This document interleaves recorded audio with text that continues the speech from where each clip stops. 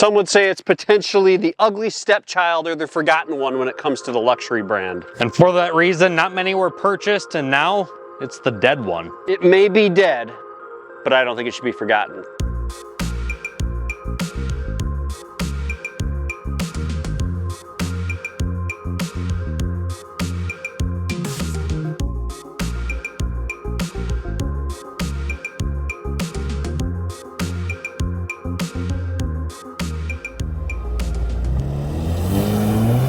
Chances are, if you're watching this video, you're interested in purchasing a Jaguar XF. The example we are looking at today is actually new, and we're gonna find out if the quality is up to par being new to even make any sense on the used market.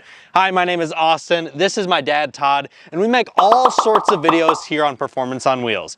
Now, before we get into this video, please take the time to hit like, hit subscribe to help us grow this father-son YouTube journey. Without further ado, let's check out the Jaguar XF. We're gonna get into some of the details of the XF in just a moment, but I wanna go back in time here to let you guys know that I am truly a fan of the Jaguar brand.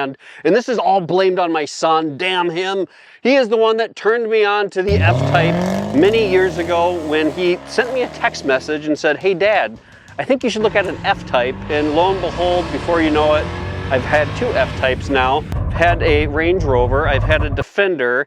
We've had a lot of different experience on this brand, and I am truly sad for some of the decisions that the brand is making. But let's take this into perspective. The fact of the matter is, in 2023, Jaguar only sold about 500,000 cars, under 500,000 to be exact, whereas the competitors, the Audis, the Mercedes, and the BMWs of the world were somewhere in the 2 million mark. So that is one reason why I like this brand, but it might also be a reason why the strategy needs to be changed. An absolute beautiful spec that we have. Just to go over some of the basics here, this is a 2024 Jaguar XF SE with the P300. MSRP on a base XF just right out the door is just under 53,000.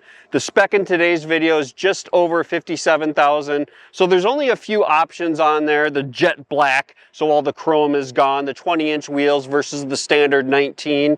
The cold weather pack, which is a must in the climates. But let's just cover some basics. There's only two generations of the Jaguar XF. The second generation came out in 2015 with a revision in 2021 where it received the Pivi Pro, which is an amazing technological advancement for the interior tech on the Jag. It is used on a variety of different Jag and Land Rover products, and in my personal opinion, as well as my dad's, it is one of the best infotainment systems on the market, hands down. It is quick, it's easy to use, it's very fast. It's one of the only ones that allows you to have a driver and passenger running an Android and iOS on like Bluetooth tethering. It's fantastic. It really is a great system, and every now and then it gets over-the-air updates, but ultimately it is not a flawed system. It's very, very good. Austin, those are some great points, and I'll take on another, just what I think is an important point, knowing that this is the second generation and the second revision that the XF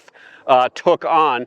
2015 to 2021, like this was a car that had multiple engine options. You could get a V8, you could get a V6, and I'm saying like a pretty peppy V8, right? A supercharged V8 that we are very familiar with, or a supercharged V6. A lot of pep. But in 2021, you only could get one engine in two different variations. And that is when I almost feel like Jaguar was throwing in the towel right then on the XF, because you have this platform that was already used to having these extreme power plants, and now you've brought it down to like chasing economy. And so, what are your thoughts on the power plant that's offered in 2021 and newer? We are familiar with the power plant, knowing that this P300 that is in this example was in the Defender that we had, and it's fine. Like, it's fine for like getting around.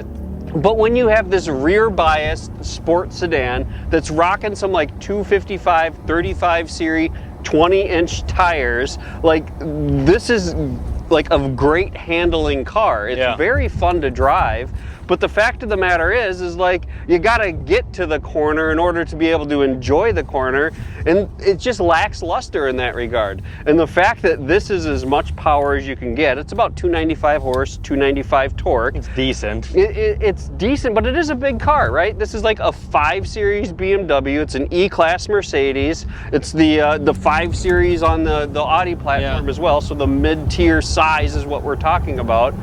And it's just the fact that that's the only engine that was offered as an option, it's kind of a bummer. It definitely makes it a lot less appealing than the competition when it comes to anything in the fun aspect, that's for sure. And just to like even go down the Debbie Downer road a little bit further, and we're gonna get optimistic here in a second, if you don't choose the P300, you have the exact same engine that's just tuned down, you actually lose 50 more horsepower, and man, I don't even want that experience, because although there's times when I'm like, I throw out a gentle wee while I'm behind the wheel of the P300, like it still just lacks so much luster. It's slow. It is honestly just slow. Which truly is too bad, because they gave this thing the looks of a sports sedan and the interior to go along with it. And this thing, I mean, it turns heads, it's great looking, just beautiful car, and I think it sticks out and it turns more heads simply because of the lower production numbers. You just don't see them all that often. Yeah.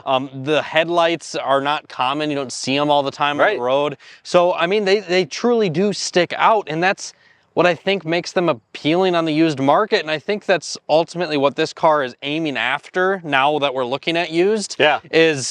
It's going after the person that wants something different than everybody else. And what's incredible, only because you mentioned that, and I'll get back to the next point here in a second, Austin, like you can get a 2015, a 2016 if you look hard enough, and obviously they're not all-wheel drive. Like, only option available after 21 is all-wheel drive, but previous to that, you could actually get rear-wheel drive only ones. And on the used market, you can find low-mileage XFs for like 15 grand. That's insane. Which is nutty, right? But yeah, Austin, you hit it on the head. The low production numbers along with the absolute beautiful design. I mean, I love the headlights. Yeah, I love the huge openings of all the grills and the inlets. I love the wheel designs that they put into it. I love the side profile. Yeah. And this is all one-piece stamped aluminum, which is incredible, right? Yeah, and that's the other thing. Like, these really don't rust. Yeah, so it's an absolute, and there's so much good about this car. It's just unfortunate that A, they don't exist anymore, and B, the fact that they gave up on the powertrain, I feel like, in 2021. Yeah. It does still have the amazing ZF 8-speed, which that transmission is, I'm not going to say it's bulletproof, but boy, it's one of the best ones on the market and has been for many years at this point. I think that there is no denying the fact that the majority of the population and pretty much every car enthusiast is enthusiastic about the way that the XF looks on the exterior. It is a beautiful car, and I'm glad that we just got done covering that. Now, I want to head inside and talk about what I think about in there. I'm going to ask you about your thoughts on sitting position and driving here in just a moment.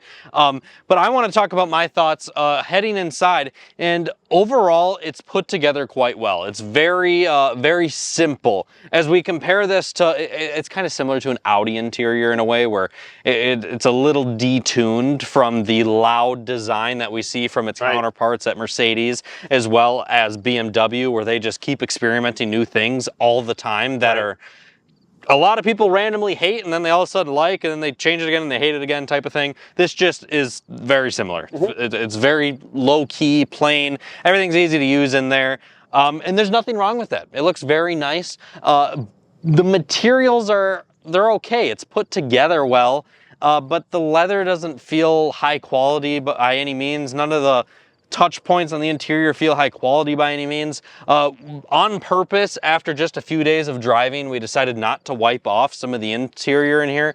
And you can see just all the piano black that it chose to use, how quickly it fills with fingerprints and other items like that. So that's somewhat annoying because all of the touch points are covered in it.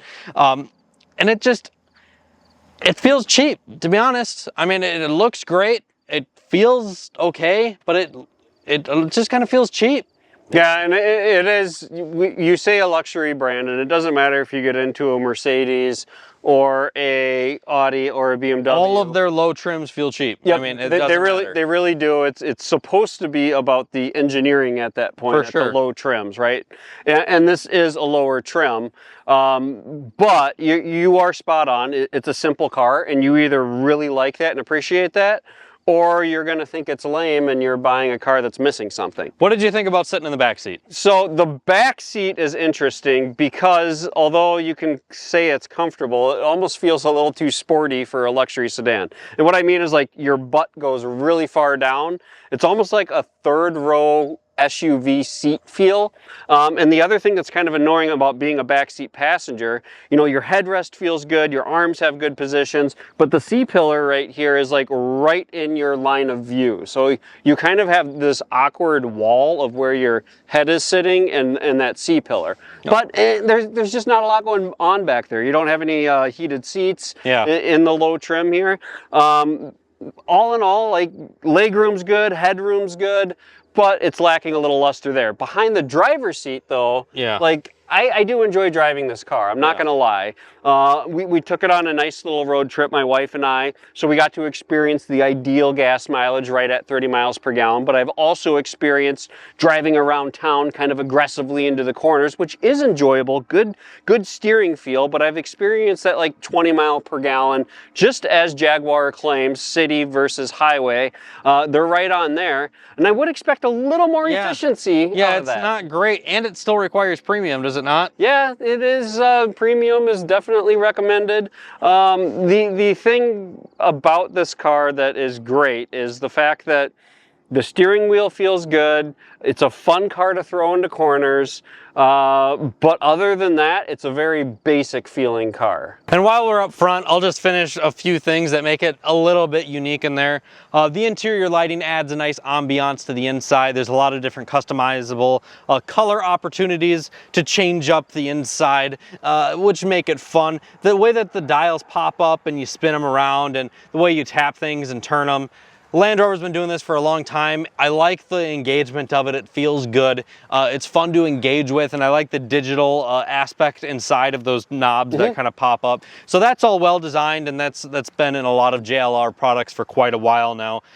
Other than that, like my dad and I have mentioned, very simple interior, not over the top, and kind of cheap materials throughout on the lower trim here, but that's to be expected compared to the competition as well. One more thing I want to bring up before we end the interior is the trunk. It is power up, power down, and it is very deep but a narrow entry. You can fit quite a few items in there as long as they aren't too wide, and then your rear seats fold down as well. So quite a bit of space in the rear if you ever need to put anything in there. It just can't be too thick. And I unfortunately, I think if they didn't put the power trunk in here, based on looking at how the motor is fitted, probably could have fit a few more items in there. Right. But hey, that's just one of the benefits of having a power opening trunk, I guess. Yeah, so. Absolutely. I love this little roof line that the sunroof adds. I do. I've always liked, when they're done right, some sunroofs add some very cool body lines to the side profile. Looks very cool. For sure. Anyways, like, one thing that Jaguar did here a handful of years back is they added that 5-year, 60,000 mile warranty. So even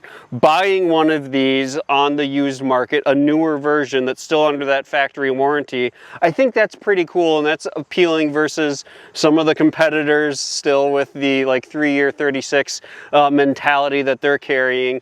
But anyways, Austin, like, I'm genuinely sad that Jaguar is taking a completely different business approach. As of June of 2024, I believe it is, the only Jaguar that is produced current day is the F-Pace, and that is crazy to me. The only thing that will be produced until they offer their new luxury high-end electrical line that is supposed to compete with vehicles such as Bentleys or the Porsches of the world. So it will be interesting to see those come out. I think Jaguar's poor reliability is going to come right on back out, and some of those EVs hit the market, unfortunately. They've been actually pretty rock solid reliable the last few years. But as we've seen across the majority of manufacturers, these EVs are bringing on a whole new slew of problems that manufacturers just haven't come across in previous years. So I'd be very interested to see what happens with the brand in the near future. Yeah. I think it's a mistake. I'm going to say it. I do too. I love this car. I think it's a beautiful car. Here's the issue with this car. The majority of people that buy base model luxury entry-level cars are buying them for the nameplate. They're buying Audis, they're buying BMWs, they're buying Mercedes. So when you have a Jaguar in the same realm as those cars and it's not better than them, it's not going to sell because it simply doesn't have the same nameplate that the other manufacturers do.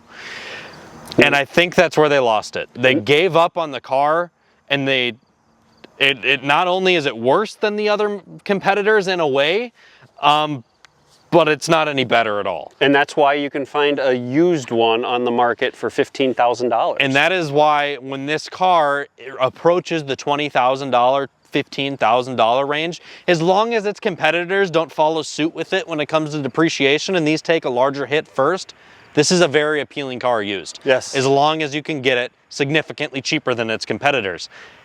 But new, I can clearly tell why the brand is ditching this car. So, thank you guys so much for tuning into this video. I appreciate you guys. If it weren't for you, we would not be where we are right now. So I really appreciate all of your support. Please comment down below on your thoughts on the Jaguar XF.